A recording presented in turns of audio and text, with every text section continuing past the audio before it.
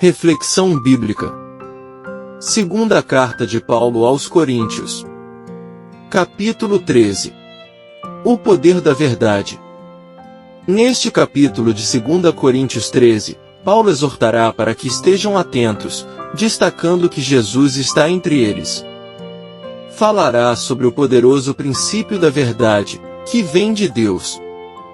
Declarará que não podemos nada contra ela, apenas a favor dela, e terminará com recomendações aos irmãos, dando conselhos sobre aperfeiçoar o amor e a comunhão uns com os outros. Contexto histórico. Paulo fala sobre suas visões e que por causa delas, o Senhor Deus deu um espinho na carne, não permitindo que a soberba entre em seu coração, e percebe que o processo leva à fraqueza na carne, e que isso resulta em força espiritual, se sentindo estável na presença do Pai. Não se tornar um peso para eles, essa é a impressão e desejo de Paulo, sendo bênção para todos. Encerra o capítulo expondo seu medo, seu temor, de que os coríntios viessem a preferir as obras da carnalidade e que elas viessem a destruir a comunhão que havia naquela igreja.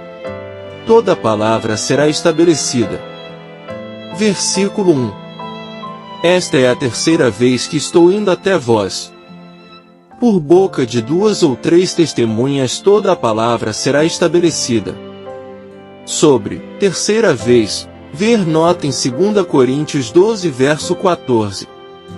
A citação de Deuteronômios 19 verso 15, por boca de 2 ou 3 testemunhas, estabeleceu um padrão para confirmar a veracidade de uma acusação. Jesus afirmou isso em Mateus 18 verso 16 como um princípio para a disciplina na igreja, 1 Timóteo 5 verso 19.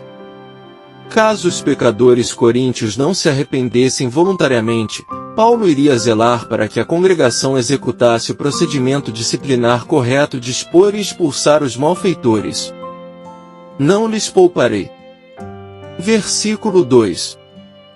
Eu vos disse anteriormente, vos predigo, como quando estava presente, uma segunda vez, e, estando ausente agora, eu escrevo aos que antes pecaram e a todos os outros, que, se for novamente, não lhes pouparei. Paulo não seria tolerante na terceira visita que planejava fazer aos cristãos de Corinto. Em nenhum outro lugar seu senso de autoridade apostólica é mais evidente do que neste versículo. Ver nota em 2 Coríntios 1 verso 1. Fraco, porém, forte em Deus. Versículos 3 e 4. Uma vez que buscais uma prova de Cristo que fala em mim, o qual não é fraco para convosco, mas é poderoso entre vós. Porque apesar de ter sido crucificado na fraqueza, contudo vive pelo poder de Deus. Porque nós também somos fracos nele, mas viveremos com ele pelo poder de Deus em vós. Paulo se identificou com Cristo, cuja autoridade ele possuía. A crucificação de Jesus e o próprio ministério de Paulo provavam que ambos eram fracos, mas a ressurreição mostrou o poder de Cristo, do qual o apóstolo participava. Examinai-vos e provai-vos. Versículo 5. Examinai-vos a vós mesmos se estáis na fé, provai-vos a vós mesmos. Ou não vos conheceis a vós mesmos, de que Jesus Cristo está em vós? A menos que estejais reprovados. Estes verbos no tempo presente, examinai-vos, provai-vos, poderiam ser traduzidos como continuem testando e continuem examinando. O cristão nunca está livre da necessidade de se examinar continuamente. 1 Coríntios 11 verso 28. Não somos reprovados. Versículos 6 e 7. Mas espero que saibais que nós não somos reprovados. Ora, eu rogo a Deus que não façais nenhum mal, não para que nós pareçamos aprovados, mas para que vós façais o que é honesto, embora nós sejamos como reprovados. A profissão de fé e a possessão de fé são duas coisas distintas. Paulo certamente teria concordado com os 3 testes para a certeza da salvação, identificados em 1 João, o teste doutrinário, crer na verdade acerca de Jesus Cristo, 1 João 2 versos 22 e 23, o teste moral. Viver de acordo com os mandamentos de Cristo. 1 João 2 versos 3 e 4. E o teste do amor. Ter amor por Deus e por aqueles que são da família de Deus. 1 João 4 versos 7 e 8. Perfeição. Versículos 8 e 9. Porque nada podemos contra a verdade, senão pela verdade. Porque nos alegramos quando estamos fracos, e vós estáis fortes, e desejamos também por isto, a vossa perfeição. Toda a carta de 2 Coríntios pode ser vista como uma celebração da fraqueza de Paulo, ver 2 Coríntios 4 versos 8 e 9. Edificar e não destruir.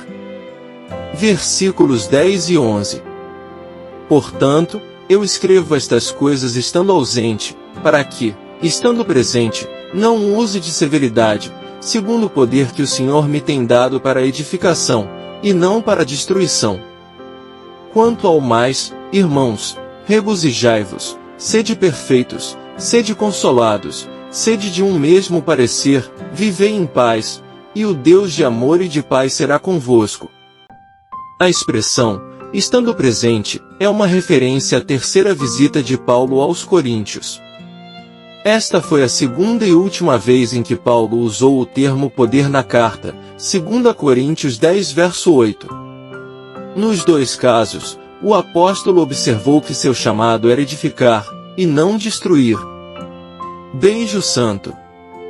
Versículo 12. Saudai-vos uns aos outros com um beijo santo.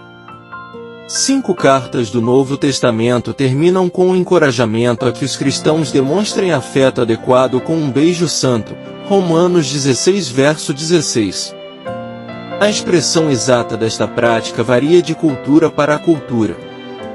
Em todo caso, deve ser algo santo e que não esteja aberto a acusações de insinuação sexual ou falsidade, como no caso de Judas, que traiu Jesus com um beijo. Mateus 26 versos 48 e 49. Saudações finais. Versículos 13 e 14. Todos os santos vos saúdam. A graça do Senhor Jesus Cristo, e o amor de Deus, e a comunhão do Espírito Santo seja com todos vós. Amém. Sobre graça, ver nota em 2 Coríntios 1 verso 2. A bênção, Senhor Jesus Cristo. Deus, Espírito Santo, tem sido usada com frequência para terminar cultos de adoração. Ver 2 Coríntios 1 versos 21 e 22 para outras referências na carta. Conclusão. O apóstolo Paulo encerra a segunda carta aos Coríntios com recomendações para os cristãos, mas dentre elas ele destaca o poder da verdade. Apesar de todas as lutas e adversidades, ele estava convicto de que nada poderia impedi-lo. Em João 14 verso 6, Jesus se declara que ele é a verdade, ou seja, nada podemos contra a verdade em todos os sentidos. Ela é absoluta e representa a vontade do Deus eterno. Todos os decretos e desígnios de Deus se revelam por meio da verdade de sua palavra. Devemos guardá-la em nosso coração, praticá-la e compartilhá-la. Apenas ela tem poder de restaurar nossas vidas. É a verdade que nos liberta de todas as amarras do diabo e do pecado. Fomos comprados por essa verdade. Graça e paz por parte de nosso Deus e Pai, e de nosso Senhor e Salvador, Jesus Cristo, estejam sobre nossas vidas.